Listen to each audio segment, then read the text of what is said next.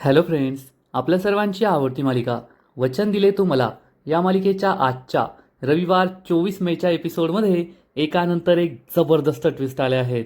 Friends, आजचा episode खूप भारी होता. इतका भारी होता की तुम्हाला सुद्धा खूप आवडेल. मग नेमकं घडलंय तरी काय? तर आजच्या एपिसोडमध्ये ऊर्जाने प्रत्येक बॉलवर सिक्स मारलाय आणि हर्षवर्धनची प्रत्येक बॉलवर विकेट गेलीये. त्याचे तिन्हीच्या तिन्ही स्टंप उडलेत. मग ऊर्जाने असं नेमकं केलंय तरी काय? तर फ्रेंड्स, ऊर्जा हिने विक्रांतला जवळपास दोषी सिद्ध केलंय, गुन्हेगार सिद्ध केलंय आणि हर्षवर्धन हा कोर्टात हरलाय. जज साहेबांना वेळेवर महत्त्वाचं काम आलं, नाहीतर आजच या केसचा निकाल लागला असता आणि विक्रांतला शिक्षा झाली असती. हर्षवर्धन आपली पहिली केस हरला असता. मग हे सगळं नेमकं घडलं तरी कसं, हे जाणून घेण्यासाठी हा व्हिडिओ शेवटपर्यंत नक्की पहा. फ्रेंड्स, आजच्या एपिसोडच्या सुरुवातीलाच ऊर्जाने विक्रांत शिर्केचं सीसीटीव्ही फुटेज कोर्टात दाखवलेलं असतं आणि मग कोर्टात उपस्थित असलेले सगळे लोक एकमेकांशी बडबड करू लागतात. असं कसं, हे काय ते काय? आणि जज साहेब चिडून म्हणतात, ऑर्डर ऑर्डर. कोर्टाचा मान जे राखणार नाही त्यांना कोर्टात पुन्हा बसण्याची मी परवानगी देणार नाही. बडबड करणारे सगळेजण घाबरून गप्प बसतात आणि मग ऊर्जा ही जज साहेबांना सांगते, जज साहेब, आता मी हा जो व्हिडिओ, हे जे सीसीटीव्ही फुटेज कोर्टात दाखवलंय त्याची हॅश व्हॅल्यू मी आधीच काढून घेतली होती. आणि मग ऊर्जा फॉरेन्सिक ऑफिसर कारंत यांना विचारते, मी आता जो व्हिडिओ दाखवलाय त्याची हॅश व्हॅल्यू आणि तुमच्याकडे जे सीसीटीव्ही फुटेज आलं होतं त्याची हॅश व्हॅल्यू सेमच आहे ना? आणि हे सर्टिफिकेट तुम्हीच इश्यू केलंय ना? फॉरेन्सिक ऑफिसर कारंत हो म्हणतात आणि साक्ष देऊन तेथून निघून जातात. ऊर्जा ही आपल्या जागेवर जाऊन बसते. हर्षवर्धन खूप चिडतो, उभा राहतो आणि म्हणतो, जज साहेब, आता ऊर्जाने स्वतःच या कोर्टामध्ये आपला गुन्हा मान्य केलाय. जर कायद्याचे रक्षक वकीलच असा गुन्हा करत असतील तर काय बोलावं? कोणत्याही फॉरेन्सिक व्हिडिओचा जो तुम्हाला पुरावा म्हणून मिळालाय आणि तो जर आपल्याला फॉरेन्सिक लॅबमध्ये पाठवायचा असेल तर त्याची कॉपी करून घेणं हा एक खूप मोठा गुन्हा आहे आणि यासाठी ॲडव्होकेट ऊर्जा शिंदे आणि फॉरेन्सिक ऑफिसर कारंत या दोघांवर गुन्हा दाखल करावा अशी विनंती मी कोर्टाला करतो. ऊर्जा खूप चिडते. म्हणजे हर्षवर्धनने चक्क ऊर्जा आणि ऑफिसर कारंतवरच गुन्हा दाखल करावा यासाठी कोर्टाला विनंती केलेली असते, कारण ऊर्जाने त्या सीसीटीव्ही फुटेजचं चक्क एक कॉपी करून घेतली आहे. सगळेजण खूप खुश होतात, म्हणजे जे विक्रांतच्या बाजूने आहेत.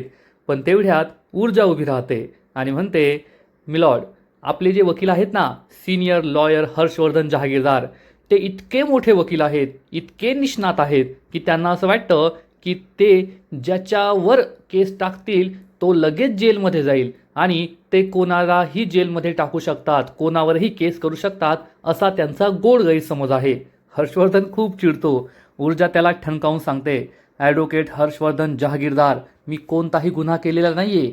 माझ्याकडे तुमच्या एवढा मोठा अनुभव नसेल, पण मी सुद्धा आत्ता वकिली सुरू केली असल्यामुळे मी जी काही वकिलीची पुस्तकं वाचली आहे ना, ती माझ्या चांगल्याच लक्षात आहे. त्यामुळे मी कायद्याच्या विरोधात जाऊन कोणतंही काम केलेलं नाहीये. या सीसीटीव्ही फुटेजची कॉपी काढून घेण्याआधी मी रीतसरपणे कोर्टाची परवानगी घेतली होती. कोर्टाने मला ती परवानगी दिली, त्यानंतरच मी ऑफिसर कारंतकडे हे सगळं फुटेज पाठवलं आणि ऑफिसर कारंत हे सुद्धा अतिशय निष्पक्ष आणि इमानदार ऑफिसर आहेत. त्यांनी सगळी कागदपत्र चेक केल्यानंतरच मला हा रिपोर्ट दिला आहे.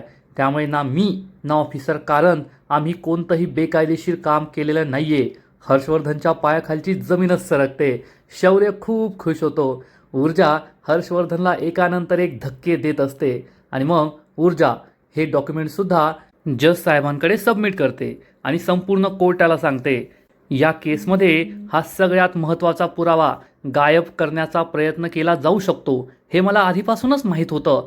म्हणून मी हे सगळं केलं आणि मी जे काही केलंय ते कायदेशीर पद्धतीने केलंय, कायद्याच्या चौकटीत राहूनच केलंय, काहीही बेकायदेशीर केलेलं नाहीये. आमदार शिर्के खूप चिडतो. हर्षवर्धनची बोलतीच बंद झालेली असते आणि मग ऊर्जा ही जज साहेबांना विनंती करते की जज साहेब, आता या कोर्टात हे पूर्णपणे सिद्ध झालंय की विक्रांत शिर्के यानेच पद्माचा विनयभंग केला होता आणि पद्माने स्वतःचा जीव वाचवण्याचा प्रयत्न केला तर विक्रांत शिर्के आणि त्याचे मित्र पद्माच्या मागे धावत सुटले आणि विक्रांतनेच आपल्या मित्रांना पद्माला पकडायला सांगितलं होतं. याचा अर्थ विक्रांत हा गुन्हेगार आहे. विक्रांतला शिक्षा व्हावी अशीच विनंती मी कोर्टाला करते. हर्षवर्धन, विक्रांत, आमदार शिर्के या सगळ्यांना जबर धक्का बसतो. ऊर्जाने आज कोर्टात आपला जो काही वेग दाखवलाय ना, त्यामुळे हर्षवर्धन हवेत उडून गेलाय एवढं मात्र खरं. दुसरीकडे तीर्था ही घरी असते आणि किचनमध्ये स्वतःसाठी कॉफी बनवून घेत असते.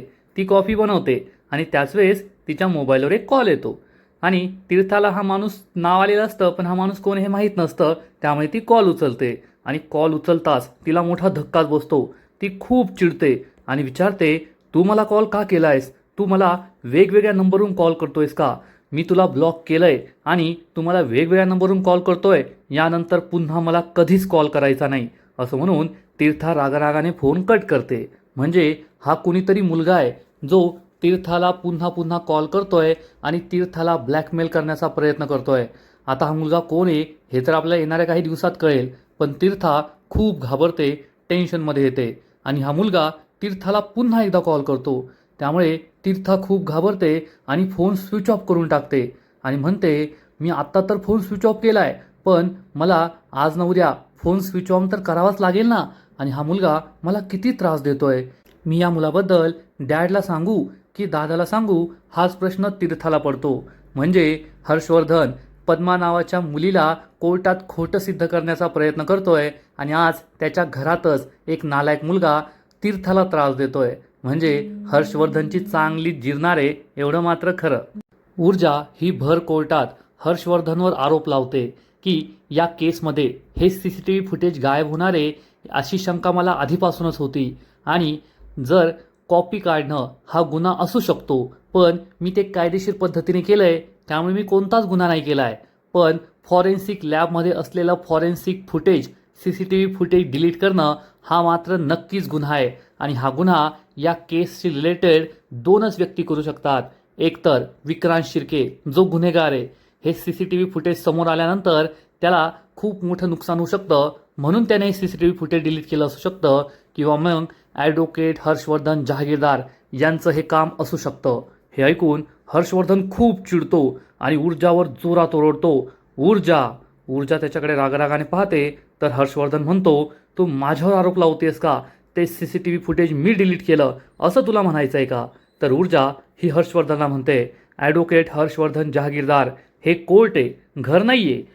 तुम्ही तुमच्या अपोजिशनमध्ये असलेल्या वकिलाशी बोलताय हे लक्षात ठेवा. हर्षवर्धनची बोलतीच बंद होते.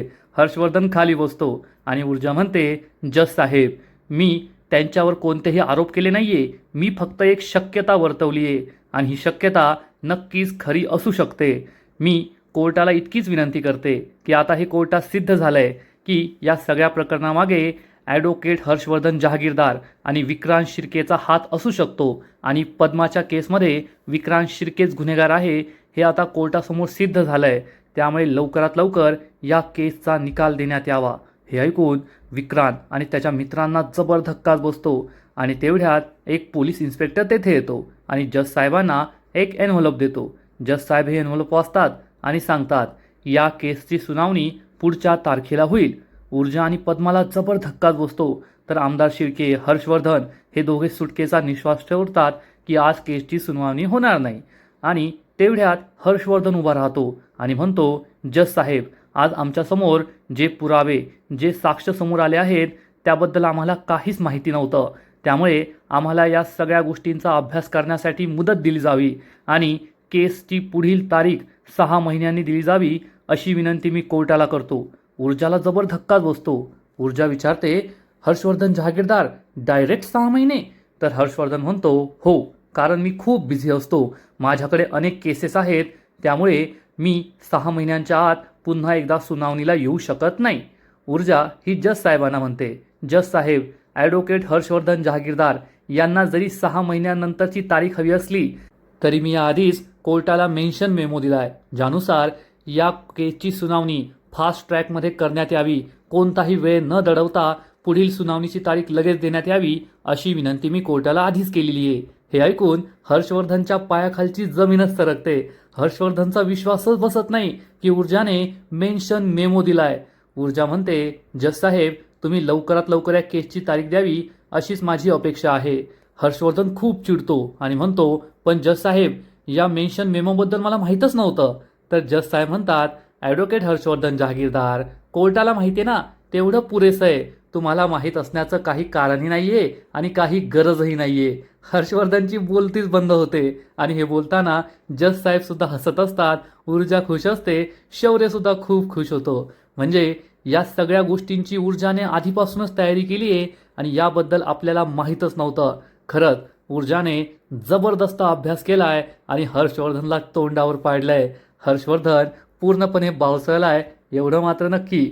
ऊर्जा असं काही करू शकते असा त्याने स्वप्नातही विचार केला नव्हता आणि ऊर्जाने खरंच त्याला तोंडावरच आपटलंय. इकडे हर्षवर्धनच्या घरी अर्पिता पोहोचते. विजया काकू अशा हाका मारते. विजया तेथे येते आणि या अर्पिताला पाहून तिला खूप आनंद होतो आणि अर्पिता म्हणते, काकू मी तुम्हाला किती विचार केला की कॉल करू, पण मला शेवटी जमलंच नाही.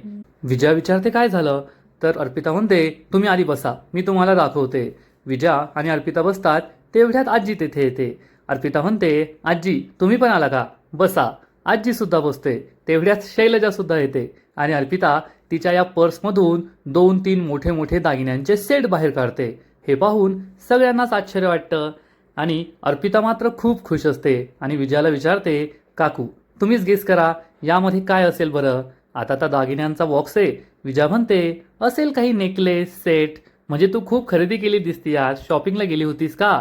तर अर्पिता म्हणते, चुकलात तुम्ही काकू, यामध्ये कोणता नेकलेस सेट नाहीये, थांबा मी तुम्हाला दाखवते. असं म्हणून अर्पिता एक सेट ओपन करून दाखवते आणि हे पाहून विजया, आजी, शैलजा यांना जबर धक्काच बसतो. कारण या बॉक्समध्ये चक्क मंगळसूत्र असतं. अर्पिता खूप खुश असते. फ्रेंड्स आपल्या सगळ्यांना माहिती आहे अर्पिताच्या डोक्यावर परिणाम झालाय. अर्पिताला असं वाटतंय की तिचं आणि शौर्याचं लग्न होणार आहे. ऊर्जा आणि शौर्याचं लग्न झालं हे तिला आठवतच नाहीये. विजया अर्पिताला विचारते, तू मंगळसूत्र का खरेदी केलंयस. अर्पिता म्हणते, काय काकू काय बोलताय तुम्ही, मंगळसूत्र का खरेदी केलंय म्हणजे. अहो आता मंगळसूत्र लागणारच ना, माझं आणि शौर्याचं लग्न किती लवकर होणार आहे आणि त्यासाठी मंगळसूत्र खूप गरजेचं आहे. अहो मी माझ्या आईबाबांना सांगून सांगून कंटाळले की चला शॉपिंग करूया, कपडे घेऊया, व्हेन्यू फायनल करूया, पण ते माझं ऐकायलाच तयार नाही. शेवटी मला वाटलं ठीक आहे, त्यांना वेळ नाही तर मीच माझी तयारी करते. थोडी थोडी तयारी केली तरी वेळेवर तयारी पूर्ण होईल ना, म्हणून मी मंगळसूत्र खरेदी करायला गेले होते आणि हे मंगळसूत्र घेऊन आले. घरातील सगळ्यांना जबर धक्काच बसतो की अर्पिता अशी वेड्यासारखी का वागतीये. विजया, आजी, शैलजा यांना काहीच कळत नाही आणि अर्पिता म्हणते, काकू मी तर माझ्या आईला खूप म्हटलं की आपण विजया काकूंना बोलून घेऊया, त्यांना दाखवूया, त्यांच्या पसंतीने मंगळसूत्र खरेदी करूया, पण माईने माझं ऐकलंच नाही. मग मीच म्हणाले जाऊ दे, त्यांना वेळ नसेल तर आपणच घरी येऊ, म्हणून मी हे सगळे मंगळसूत्र तुम्हाला दाखवायला घेऊन आले आहे. आता तुम्ही यातलं एक सिलेक्ट करा, तुम्हाला जे आवडेल ना तेच मी सिलेक्ट करेल. विजयाला काय बोलावं ते कळतच नाही. विजया कधी आजीकडे कधी शैलजाकडे पाहत असते आणि अर्पिता म्हणते, थांबा असं पाहून तुम्हाला नाही कळायचं, मी आहे ना तुम्हाला गळ्यात घालून दाखवते, मग माझ्यावर जे सूट होईल तेच आपण घेऊया. असं म्हणून लगेचच अर्पिता एक मंगळसूत्र काढते, स्वतःच्या गळ्यात घालते. विजया, आजी, शैलजा तिच्याकडे एकटक पाहतच राहतात. आता हिला काय सांगावं काय बोलावं हे त्यांना कळतच नाही. ही पूर्ण वेडी झाली आहे, हिच्या डोक्यावर परिणाम झालाय ही गोष्ट त्यांच्या लक्षात येते. विजया म्हणते, अर्पिता अगं आपण नंतर सिलेक्ट करूया ना. तर अर्पिता म्हणते, असं कसं काकू, नंतर कसं सिलेक्ट करूया, मी तुम्हाला आहे ना दुसरं घालून दाखवते. अहो खूप भारी भारी मंगळसूत्र आहे, तुम्ही ना यातलं एक मंगळसूत्र निवडा आणि मला सांगा. मंगळसूत्र निवडलं ना मग टेन्शन राहणार नाही, बऱ्यापैकी शॉपिंग होऊन जाईल. असं म्हणून ती दुसरं मंगळसूत्र घालू लागते. तर शैलजा तिला समजावून सांगते, अगं अर्पिता कसं आहे ना, वहिनींना आता वेळ नाहीये, तू काय कर आता या सगळ्यांचे फोटोज काढ आणि वहिनींना पाठव, मग वहिनींकडे वेळ असला का त्या निवांत पाहतील आणि मग तुला सांगतील. असं घाई गडबडीत पाहिलं आणि चुकीचं मंगळसूत्र आलं म्हणजे. अर्पिता म्हणजे, वा काकू ही आयडिया तुम्ही मला भारी दिली आहे, ठीक आहे मी आहे ना आता त्यांना सगळे फोटो पाठवते आणि मग त्या सिलेक्ट करतील. आणि आता या अर्पिताचं काय करावं हाच प्रश्न आजी, विजया या सगळ्यांना पडलेला असतो. अर्पिता आता ठार वेडी झाली आहे एवढं मात्र खरं. आणि इकडे जज साहेब चक्क उद्याची तारीख देतात आणि सांगतात की उद्याच या केसची सुनावणी होईल. त्यामुळे हर्षवर्धन, विक्रांत, आमदार शिर्के यांच्या पायाखालची जमीनच सरकते. ऊर्जाला खूप आनंद होतो. जज साहेब म्हणतात, ऊर्जा शिंदे, आता तुमच्याकडे जे साक्षी पुरावे आहेत ते सगळे घेऊन उद्या कोर्टात हजर राहा. उद्याचा दिवस या केससाठी खूप महत्त्वाचा आहे. असं म्हणून जज साहेब कोर्टातून निघून जातात आणि बाकीचे सगळे लोकसुद्धा निघून जातात.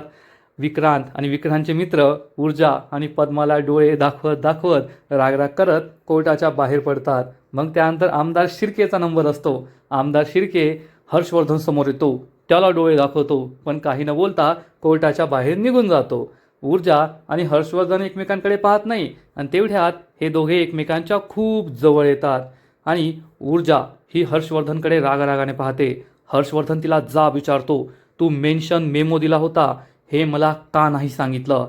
तर ऊर्जा ही त्याला प्रतिप्रश्न विचारते, मी तुम्हाला नाही सांगितलं, पण तुम्ही सुद्धा मला कुठे सांगितलं की तुम्ही फॉरेन्सिक लॅबमधून ते CCTV फुटेज डिलीट केलंय?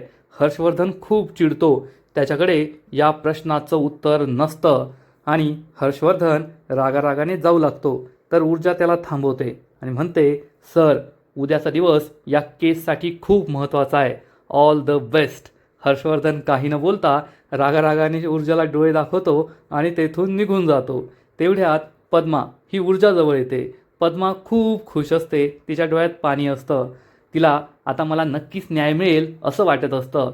आज ऊर्जाने ज्या प्रकारे केस लढली त्यामुळे तिला खूप आनंद झालेला असतो आणि ती ऊर्जाला थँक्यू म्हणते.